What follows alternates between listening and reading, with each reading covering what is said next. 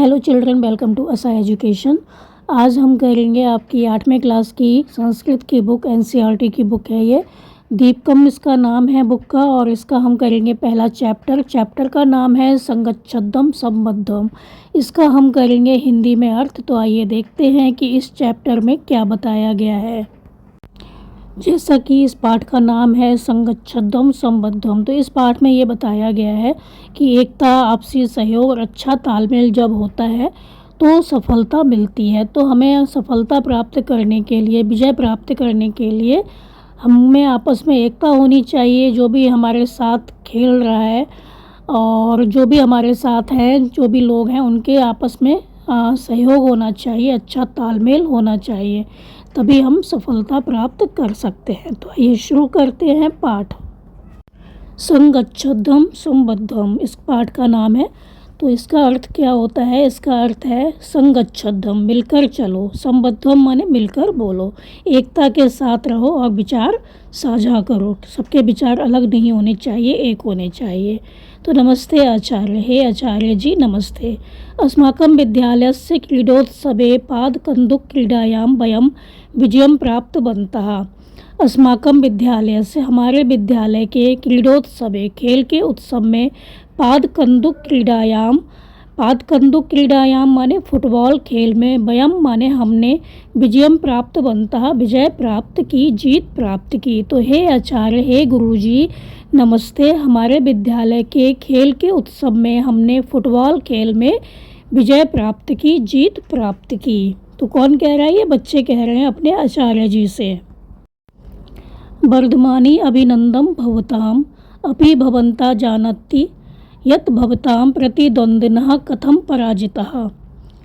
तो हे बच्चों, अभिनंदनम भवताम, तुम सबको अभिनंदन, बधाई। अपि भवन्तः जानन्ति, क्या तुम जानते हो, यत् कि भवतां प्रतिद्वंद्विनः, कि तुम्हारे प्रतिद्वंदी, विरोधी, कथम पराजितः, कैसे हार गए। तो हे बच्चों, वर्धमानी, हे बच्चों मतलब बढ़ते हुए कौन है? बच्चे। तो हे बच्चों, तुम सबको बधाई। क्या तुम भी जानते हो कि तुम्हारे प्रतिद्वंदी, जो तुम्हारे विरोधी हैं, वो कैसे हार गए। तो बच्चे क्या कहते हैं? आम जानामि आचार्य, हाँ आचार्य जी मैं जानता हूँ। अस्माकं दलस्य क्रीडकेषु परस्परम सम्यक सामंजस्यम आसीत्, कि हमारी टीम के खिलाड़ियों में आपस में क्या था? सामंजस्य था, अच्छा तालमेल था। किंतु विपक्षी दले तत् न आसीत्, लेकिन विरोधी टीम में ऐसा नहीं था। हाँ आचार्य जी मैं जानता हूँ, हमारी टीम के खिलाड़ियों में आपस में अच्छा तालमेल था, लेकिन विरोधी टीम में ऐसा नहीं था। फिर एक छात्रा है, वो क्या कहती है? सत्यम आचार्य, यह सत्य है आचार्य जी। तस्य दलस्य क्रीडकेषु परस्परम मनोभेदा द्वेषभाव च आसीत्। तस्य दलस्य क्रीडकेषु, उस टीम के, उस दल के, क्रीडकेषु खिलाड़ियों के बीच, परस्परम बीच, मनोभेदा आपस में क्या था? मतभेद, द्वेषभाव और द्वेष था। तस्य दलस्य क्रीडकेषु परस्परम मनोभेदा द्वेषभाव च आसीत्, उस टीम के खिलाड़ियों के बीच आपस में, परस्परम माने आपस में, मतभेद और द्वेष था, नफरत थी। ते अन्योन्यम सहयोगम न कृतवन्ता, उन्होंने अन्योन्यम मतलब एक दूसरे की, सहयोगम न कृतवन्ता सहायता नहीं की। तो यह सत्य है आचार्य जी, उस टीम के खिलाड़ियों के बीच आपस में मतभेद और द्वेष था। तो एक बच्चे ने बताया कि उनकी टीम जो थी इसलिए जीत गई क्योंकि उनके आपस में अच्छा तालमेल था। तो एक बच्ची है, वो कहती है समर्थन में कि हाँ उनकी जो टीम थी उनमें मतभेद थे और द्वेष था। तो उस टीम के खिलाड़ियों के बीच आपस में मतभेद और द्वेष था, आपस में नफरत करते थे वो लोग, तो उन्होंने एक दूसरे की सहायता नहीं की। ते अन्योन्यम सहयोगम न कृतवन्ता, उन्होंने एक दूसरे की सहायता नहीं की, इसलिए वो टीम हार गई और हम जीत गए। तो जो अध्यापक हैं वो क्या कहते हैं? तर्हि वदन्तु विजय प्राप्तार्थम किम किम आवश्यकम। तो बताइए, विजय प्राप्त्यर्थम, विजय प्राप्त करने के लिए, किम किम आवश्यकम, क्या क्या आवश्यक है। तो विजय प्राप्त करने के लिए क्या क्या आवश्यक है? अगर हमें विजय प्राप्त करनी है तो हमारी जो टीम है उसमें आपस में क्या होना चाहिए, आपस में कैसा तालमेल होना चाहिए। तो बताइए, विजय प्राप्त करने के लिए क्या क्या आवश्यक है। ऐसा जो टीचर हैं वो अध्यापक हैं वो बच्चों से पूछते हैं। तो एक जो छात्रा है वो कहती है मिलित्वा कार्यकरणम एकता परस्परम सामंजस्यम च आवश्यकम। मिलित्वा कार्यकरणम मिलकर काम करना, एकता च और परस्परम सामंजस्यम आपसी तालमेल आवश्यकम आवश्यक है। तो मिलकर काम करना, एकता और आपसी तालमेल आवश्यक है किसमें, सफलता प्राप्ति करने के लिए। तो जो टीचर है वो कहते हैं सत्यम एव उक्तम, यह बिल्कुल सही कहा गया है। ऐश एव संदेशा, यही संदेश वेदे वेद में संगच्छद्धम संबद्धम इत एवं प्रदत्ता, संगच्छद्धम संबद्धम के रूप में दिया गया है। तो मिलकर काम करना, एकता और आपसी तालमेल आवश्यक है। सत्य एव उक्तम, ये बिल्कुल सही कहा गया है। यही संदेश वेद में संगच्छद्धम संबद्धम के रूप में दिया गया है। फिर एक छात्र वो पूछता है आचार्य कस्मात् वेदात् गृहीता एष संदेशः। कस्मात् वेदात्, किस वेद से गृहीता लिया गया है, एष संदेशः, यह संदेश। यह संदेश किस वेद से लिया गया है। काचा अस्य अभिप्रायः, और इसका क्या अभिप्राय है, क्या मतलब है, क्या उद्देश्य है। तो जो अध्यापक हैं वो क्या बताते हैं, ऋग्वेदे संज्ञान सूक्तस्य एषः मंत्र अंशः। तो यह क्या है, ऋग्वेद के संज्ञान सूक्त से, संज्ञान सूक्त का मंत्र अंशः एक मंत्र भाग है, एक मंत्र का भाग है। एतत् संगठन सूक्तम इत्यपि विप्रख्यातम, यह संगठन सूक्त के नाम से भी प्रसिद्ध है। एतत् संगठन सूक्तम इत्यपि प्रख्यातम, यह संगठन सूक्त के नाम से भी प्रख्यात है, प्रसिद्ध है। आगच्छन्तु, आइए वयम अस्य सूक्तस्य प्रसिद्धान त्रीन मंत्रान पठामः, हम इस सूक्त के 3 प्रसिद्ध मंत्रों का पाठ करें। तो यहाँ तक क्या कहा जो टीचर है, और जो बच्चे हैं वो क्या पूछते हैं। जो बच्चा है वो पूछता है कि हे आचार्य, यह संदेश किस वेद से लिया गया है, कहाँ से लिया गया है, संगच्छद्धम संबद्धम।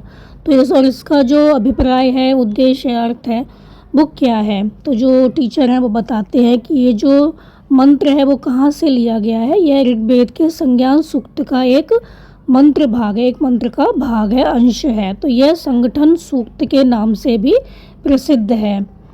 और आइए हम इस सूक्त के 3 प्रसिद्ध मंत्रों का पाठ करते हैं। जो ये सूक्त है उसमें 3 प्रसिद्ध जो मंत्र हैं, उस पर और भी मंत्र हैं, लेकिन जो 3 प्रसिद्ध मंत्र हैं उनको हम समझते हैं, उनका हम पाठ करते हैं।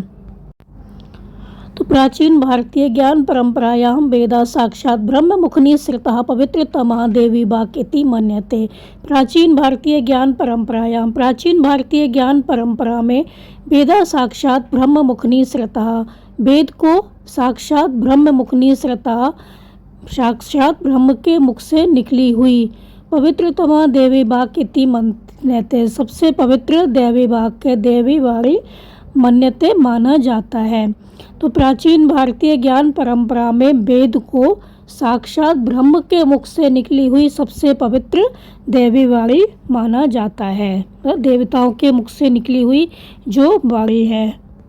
तो प्राचीन भारतीय ज्ञान परंपरा में वेद को साक्षात ब्रह्मा के मुख से निकली हुई सबसे पवित्र दैवी वाणी माना जाता है। वेदस्य चत्वारः संहिता सन्ति, वेद की 4 संहिताएं हैं। कौन कौन सी, ऋग्वेदः यजुर्वेदः सामवेदः अथर्ववेदः च इति। वेद की 4 संहिताएं हैं, ऋग्वेद, यजुर्वेद, सामवेद और अथर्ववेद। तो इमे वेदः अद्य विश्वस्य प्राचीनतम साहित्य रूपेण विद्वद्भिः मन्यते। तो इमे वेदः, ये वेद आज भी विश्वस्य प्राचीनतम, विश्व के सबसे प्राचीन साहित्य रूपेण, साहित्य के रूप में विद्वद्भिः मन्यते, विद्वानों के द्वारा माने जाते हैं। तो ये वेद आज भी विश्व के सबसे प्राचीन साहित्य के रूप में विद्वानों के द्वारा माने जाते हैं।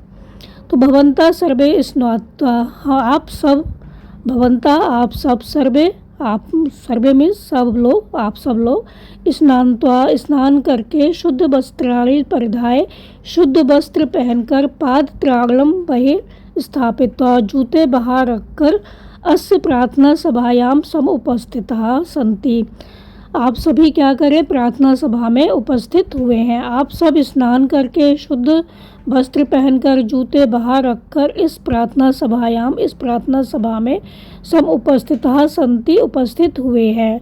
अतः आगच्छन्तु, इसलिए आइए, प्राणाम अंजलि कृत्वा, हाथ जोड़कर और नेत्रे मिलित्वा, आंखें बंद करके, नेत्र मिलाकर मतलब आंखें बंद करके, एकाग्र चित्तेन, एकाग्रचित होकर, एकाग्र मन से समवेत स्वरेण च वेद मंत्राणाम उच्चारणम कुर्मः, और सामूहिक स्वर में, समवेत स्वरेण मतलब सामूहिक स्वर में एक साथ सब लोग क्या करें, वेद मंत्राणाम उच्चारणम कुर्मः, वेद मंत्रों का उच्चारण करें। तो प्राचीन भारतीय ज्ञान परंपरा में वेद को साक्षात ब्रह्म के मुख से निकली हुई सबसे पवित्र दैवी वाणी माना जाता है। वेद की 4 संहिताएं हैं। कौन कौन सी हैं? ऋग्वेद, यजुर्वेद, सामवेद और अथर्ववेद।